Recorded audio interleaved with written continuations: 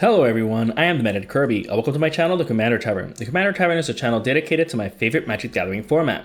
The Brewery is a series on this channel showcasing my spicy brews and other deck techs. On this episode of The Brewery, I'll be discussing my take on a commander from the Street Fighter II Secret Lair, Blanka Ferocious Friend. If you like this deck or any of the cards I'll be mentioning throughout the video, please consider using my TCG Player affiliate link when purchasing those cards. You can find that link down in the description. It'll really help out the channel. The best way you can help support the channel is with my Patreon. For just $1, patrons get early access to certain videos on YouTube. In fact, patrons got a chance to see this video earlier. You can also support my channel for free by simply liking, subscribing, and sharing, which also helps out a lot. I put out a video every Monday, so you don't want to miss out. You can join my Discord server for free if you want to join the Commander Tavern community. All pertinent links are down in the description. Alright, let's get back to the episode. Blanka is a 5/5 human beast warrior with haste for 3 generic, 1 red and 1 green. He also has trample, but only if you've cast 3 or more spells that turn. While that might seem like a weird condition, it's because Blanka was set up to be a commander that cares about combo and storm as well as Voltron. Because his triggered ability, Electric Thunder, gives him +2/+2 until end of turn whenever he becomes the target of a spell. And it also deals 2 damage to each opponent when you do. So you can already see where this is going, right? Target Blanka with a bunch of cheap spells in the same turn to give him trample, pump him up, and deal direct damage to all opponents' faces. Definitely an interesting commander. While you could definitely make this deck Spellslinger with a ton of effects that trigger off of you casting instants and sorceries along with effects to recast or copy set spells from your graveyard, I will always, given the choice, choose permanents over non-permanents when it comes to building commander decks. So I chose to go for an aura route to trigger Blanka along with effects that care about enchantments. Blanka is green after all, so there are plenty of Enchantress effects, these being Setessan Champion, Eidolon of Blossoms, Verduran Enchantress, Argothian Enchantress, Enchantress's Presence, and to a certain point, Season of Growth. The first 2 trigger whenever an enchantment enters the battlefield under our control, while the next 3 trigger whenever we cast that enchantment spell. The deck has 20 enchantments, so it's safe to say that these Enchantress effects will trigger enough. Besides, all of the combos in the deck are enchantment based, so we'll be casting enchantments way more so, as well as having them enter the battlefield. Season of Growth will also trigger from this because whenever we're casting auras, they're targeting a creature and thus triggering this enchantment. These enchantments draw us into a ton of cards, so much so that Thought Vessel, Decanter of Endless Water, and Reliquary Tower are included for good measure. And these Enchantress effects aren't even the only ways the deck's drawing into a ton of cards. To say that you'll always have a fat hand is an understatement, but we'll see those other effects in a bit. Chishido the Shattered Blade also triggers some auras as well as equipments entering the battlefield. We're not drawing into cards, but we are creating 2/2 tokens with Menace, which are great for chump blocking or creating a potentially game-ending board state. With 21% of the deck triggering Shishido, we'll definitely get some value, especially when we're casting auras multiple times, which we'll soon see. But first, let's go over the good stuff auras of the deck before we see the combo potential ones. Keen Sense and Snake Umber are absolutely busted here. Whenever you trigger Electric Thunder, you'd be drawing 3 cards each time. This gets out of hand very quickly, since you can potentially be drawing into more things to target Blanka with. Having both of them enchanting him is beyond epic. That's practically a new hand drawn with each trigger. These, along with the previously mentioned Enchantress effects, will have you drawing super deep through your library, allowing you to assemble any of the deck's multiple engines easily enough. But we'll see those in a bit. As a bonus, the Umber can also protect Blanka thanks to having Totem Armor. Alpha Authority and Canopy Cover also help Blanka, but from opponent's own targeted spells and abilities, so they're super important. Plus, they also provide some form of evasion. They'll also still trigger Electric Thunder. We just don't want to have Blanka stolen, destroyed, exiled, etc. Bear Umbra is another amazing arm when it comes to protecting Blanka, since it has Totem Armor. However, more importantly, it untaps all of our lands whenever we attack with Blanka, helping us further cast those cards we've been drawing into. It also gives Blanka +2/+2 as a bonus. Such an amazing card here. Besides auras, the deck's also running Swiftfoot Boots, Champion's Helm, Commander's Plate, and Hammer of Nazan. Yes, these don't trigger Electric Thunder, but there aren't many ways in red and green to protect creatures with auras. And not only is Blanka the main source for the Voltron aspect of the deck, but the combo aspect of the deck too. Since those combos are aura based, we're still getting those benefits from the rest of the cards in the deck, so it balances out nicely. Same with Basilisk's Collar, Shadow Spear, Loxodon Warhammer, and Witch's Clinic. Again, these don't trigger Blanka, but at least if we have Chishido out, all of these equipment will trigger him. With Electric Thunder dealing a potential 6 damage across the board per trigger, gaining life off of it can come in quite handy, especially when we might become public enemy number 1. They also help bypass some of the life loss effects that we'll see soon, so they're kind of important. Anyways, as a bonus, the Shadow Spear can be used to remove hexproof and indestructible from opponents' permanents we may want to get rid of. Grab the Skeleton and Triumph of the Hordes are more ways of maximizing what we do with Electric Thunder's damage. Giving Blanka Infect is such an amazing way to finish off a game quickly. Granted, it might seem like we have to trigger his abilities 5 times in a single turn, but at least the equipment can do so over multiple turns if it lasts that long. In any case, if Blanka is large enough and has trample, we can at the very least potentially one-shot an opponent out of the game. Rogue's Passage and Keswick Wolf Run are included to further that strategy. Blanka is going to get huge, not just statically from any equipment and auras attached to him, but from Electric Thunder.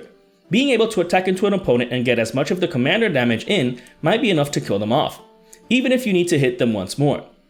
But the deck is also running damage amplification and multiplication effects to further boost his combat damage as well as the damage output from Electric Thunder.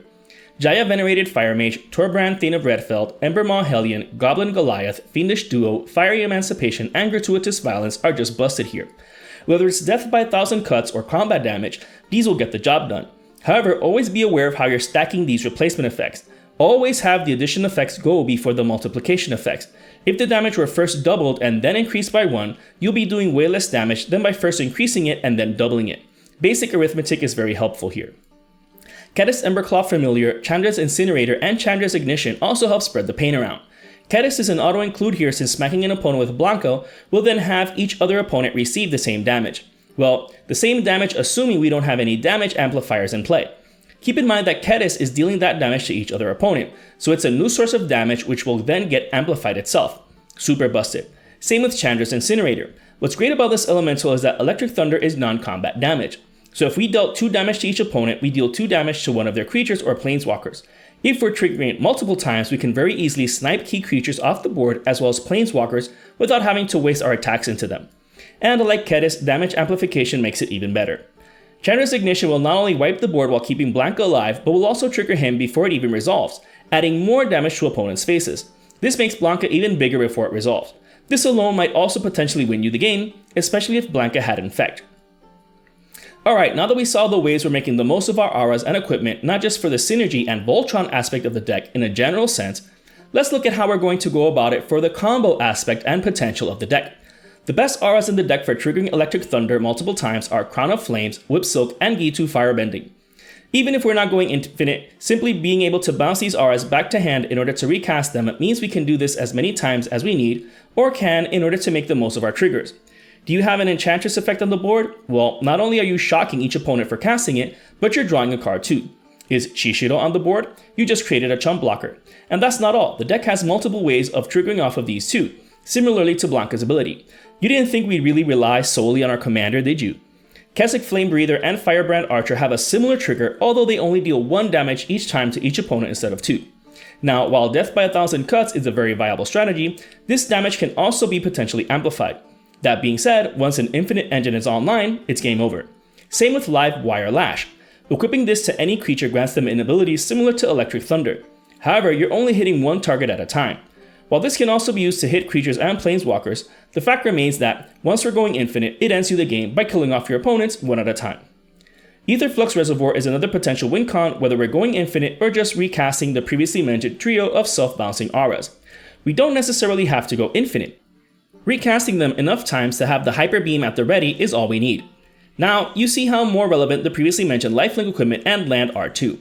And for how we are reaching infinity, the deck is running Briggy God of Storytelling, Defiler of Instinct, Defiler of Vigor, Treasonous Ogre, Sanctum Weaver, Nyxbloom Ancient, Mana Reflection, and Zendikar Resurgent as ways to cast those auras as often as possible. The first 4 are parts of the Infinite Engine, while the last 4 give us insane mana production to allow us to power these spells and effects as often as possible in the same turn. The deck can be mana hungry if we're drawing into a ton of cards, plus recasting those same auras as often as possible, so mana multiplication and acceleration will get the job done. As for the first 4, these are just busted here. Birgi gives us red mana each time we cast a spell. That's mana we can use to help bounce back one of the red auras. Treasonous Ogre lets us pay 3 life to get 1 red mana. While 6 life to bounce and recast might seem like a lot to deal 2 damage to each opponent, if Blanka has lifelink, we have a net loss of 0. Or with Aetherflux Reservoir out, the gain will surpass the loss, so we have ways around it to reach infinite. The Defilers are also busted here, allowing us to do the same. They are another reason why auras are better than instants and sorceries. They allow us to pay life for those auras since they're permanent. Let's see a couple of example situations then. Let's say we have Blanka in play along with Brigi and the red Defiler with Crown of Flames in hand. We pay 2 life to cast Crown of Flames for free thanks to the Defiler. Casting it triggers Brigi and Blanka. Electric Thunder shocks the entire table, and Brewery gives us a red mana. It then enters attached to Blanka. That red mana can then be used to pay for Crown of Flame's second activated ability, bouncing it back to our hand. And now we're back to where we started. Granted, in this example we lose as much life as opponents do, but if you have more life than the table, it's game over, or if you're multiplying that damage too. Now, if Blanka has any effect that gives him lifelink, then it's game over regardless, since we're gaining 4 net life each time. If we had Aetherflux Reservoir, then we're gaining more life than the Defiler is losing us. Way more. Again, this is just an example. This also works with just Treasonous Ogre, Crown of Flames, and a Source of Lifelink. Since we're dealing 6 damage and gaining 6 life, we can pay for Treasonous Ogre twice, which is what we need to bounce and recast Crown of Flames, thus negating the 6 life we're paying. Also, this makes Blanka ridiculously large and grants him trample, so any opponent with more life than us can just be killed off with commander damage afterwards. But you get the gist of it. Again, this is just going infinite. You can still pull off these kinds of situations without going to infinity, because even if you're doing it multiple times per turn, while being able to protect your board state, you're going to be causing massive amounts of damage. Plus, you could also be drawing cards, creating a ton of 2/2 spirits, etc. Speaking of protecting our board state, the following cards in the deck are the essential responses, card advantage, and mana acceleration of any deck. Heroic Intervention and Rapid Vigor help with protecting our board. Well, the latter only helps our creatures against board wipes without the can't be regenerated clause, but something is something since our infinite combos are creature based after all.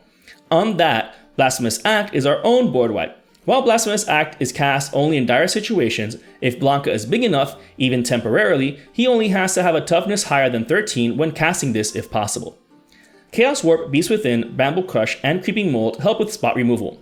Spot removal is super important here because not only will Voltron hate set us back, but stacks effects especially. These won't allow us to either combo off nor casting multiple things in a turn. Keep in mind that the stacks player may also stop other combo players, so get rid of any other combo players first before going after the stacks player. Stacks stops combo but not Voltron. Contested Cliffs helps getting rid of creatures without even taking up a slot in the deck. Blanka is a beast after all, so if he's big enough and you have the mana, he can get rid of pretty much anything. As for having the mana, Farseek, Nature's Lore, 3 Visits, Into the North, Rampant Growth, Cultivate, and Kodama's Reach are included because land-based ramp is best. While we saw all the mana multiplication effects already, they're pretty expensive to cast, so we still have to get there.